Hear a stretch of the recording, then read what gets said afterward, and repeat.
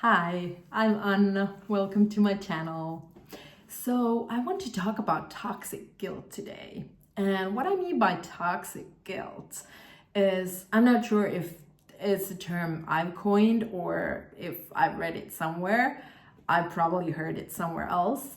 But I distinguish toxic guilt from what I call flowy guilt because guilt basically is one of our basic emotions. But when it acts as life force energy supporting influence, it's flowy, it comes from our hearts, it actually is curiosity, compassionate self-reflection. It's what helps us grow and, for instance, repair in relationships. When we can sort of have this compassionate inquiries like, is there something I want to learn to do differently? Like, is there something I can examine in my own behavior and perhaps do my own work and learn to do differently so that it would help my relationship or relationships.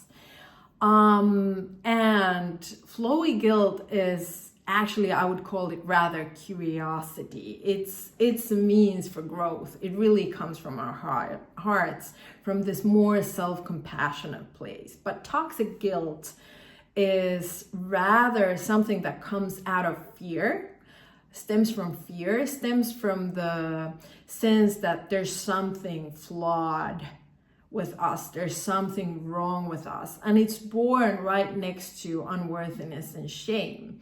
And just in a nutshell, unworthiness and shame is born in our psyche when we don't get enough compassionate attunement, soothing, nervous system soothing attunement to whatever is going inside of us, be it emotional, be it our thoughts, be it our wishes, be it our wants, desires, or what we don't want, i.e. our boundaries.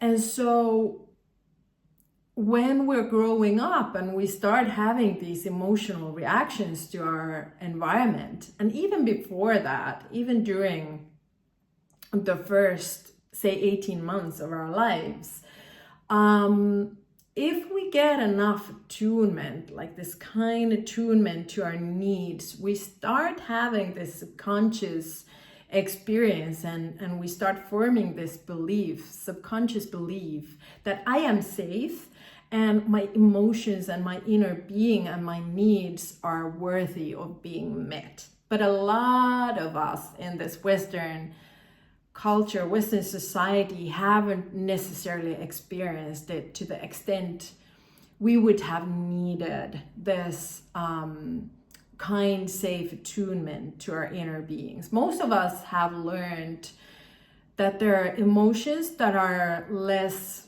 desirable or less welcome than some others. And for instance, disappointment or anger or sadness or grief. And we've learned to suppress those emotions.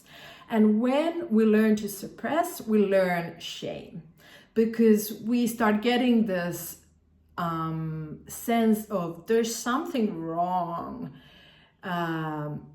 in this life force energy flow within my system, which emotions always are.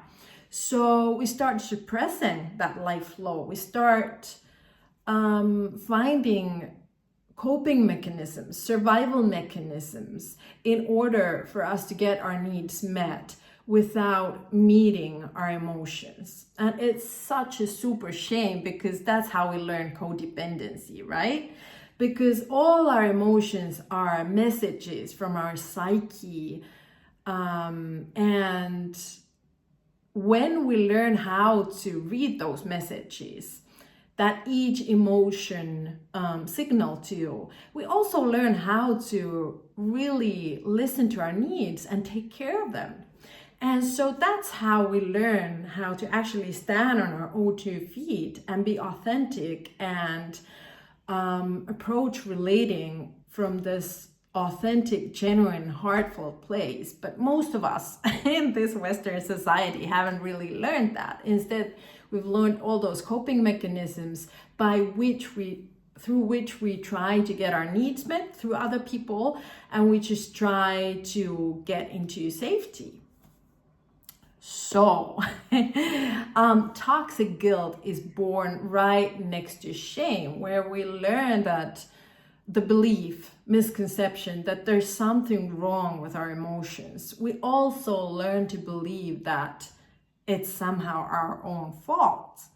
And then we start just walking through this life with that sense of flawedness and with that sense of it being our own fault. Therefore, we somehow need to fix ourselves and become better, and that we're not enough, and there's something wrong with us, and there's something wrong with the way we behave. And the paradox is, the more we have toxic guilt, it means we haven't really learned to meet the guilt and shame that get triggered in our being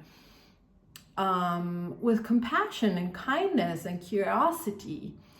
And therefore, we often either suppress, use our coping mechanisms, or project our emotions. And often say in a conflict, the problem doesn't really necessarily come from us being just humanly human, as we all are, and with our growth points and our trauma and our survival mechanisms and things we need to learn. But the fact that we have so much shame around our humanness that we actually can't really face that guilt and that shame with compassion, and therefore we end up projecting them. And relationally, this often means that when you and I are having a conflict and we differ in views and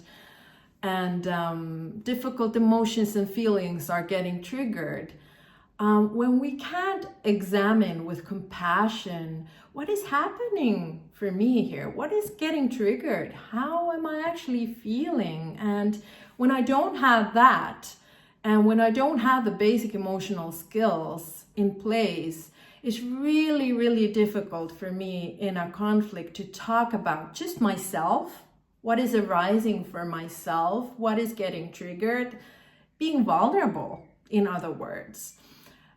And when I can't do this, I of course start projecting, and I start blaming, and I start talking about what you are doing and what you are saying and what that means and what it doesn't mean and how you should somehow change your behavior or whatever. So my focus is on you. My focus is outside of myself, instead of having this compassionate curiosity around my own growth and what is going on for myself. And so what really, really is key in learning to face our toxic guilt and shame and unworthiness without needing to get rid of them, because that's not necessarily very loving. What's loving, speaking from the standpoint of emotional skills and inner safety, is learning how to be with whatever arises within without judgment.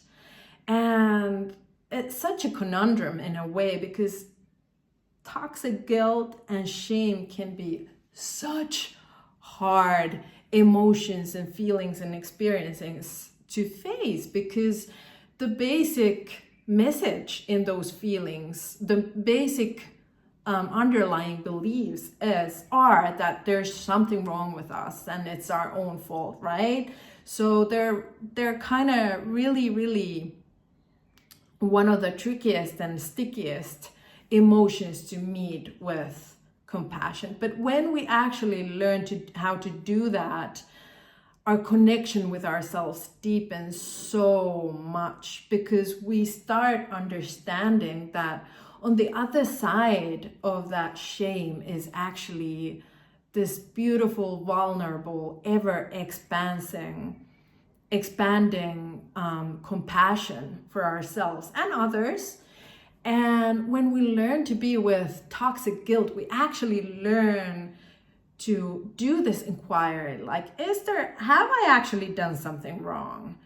And we learn to stand up for ourselves in a beautiful way, not like opposing others way, but in a way where we support ourselves from this place of authenticity and standing on our own 2 feet. So when we have a lot of toxic guilt, it's difficult for us to set boundaries, because we always think that there's something wrong with how we're feeling. And when we have these contradictory emotions that all of us do, is like, oh, I shouldn't be feeling that, I should be feeling this. And of course, toxic guilt is also all about us constantly sort of having these thoughts that we should be doing that, and we shouldn't have done that, and we should think that way, and we should have said that, and they shouldn't have said that, and they shouldn't have done that, and da da da. That's all signs of toxic guilt. And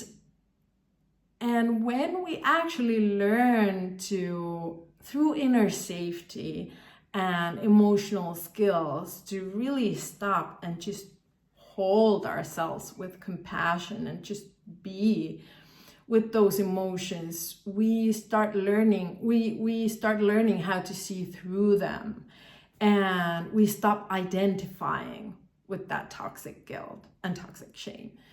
And instead we learn that curiosity around our own growth, which is also not just curiosity and compassion, but it's also this beautiful humility that helps us connect even deeper and deeper with ourselves and other people.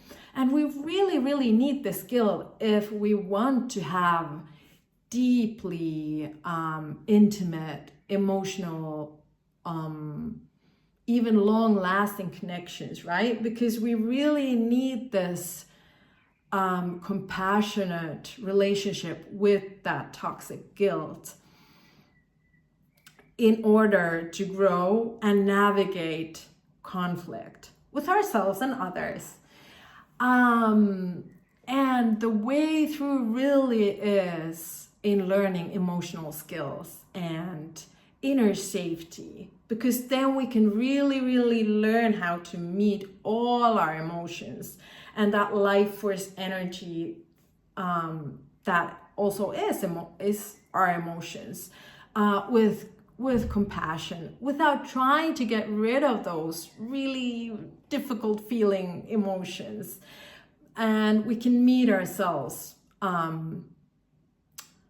in an ever deepening way when we don't judge, like we don't judge the guilt, we don't judge the shame, and we cease thinking that, oh, I'm going to be self-loving when I don't have the shame anymore, or when I don't experience these toxic guilt emotions anymore. Because what we end up doing is we end up projecting those emotions onto other people.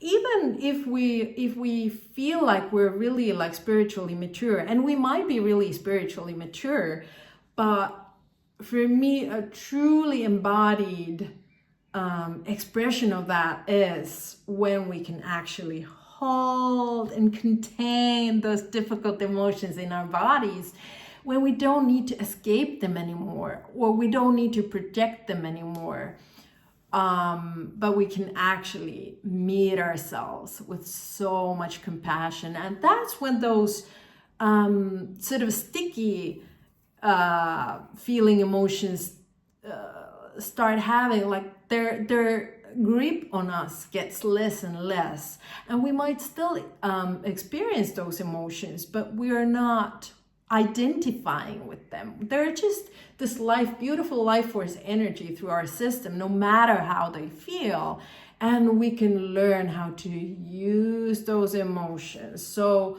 So there's always these signals beneath every emotion.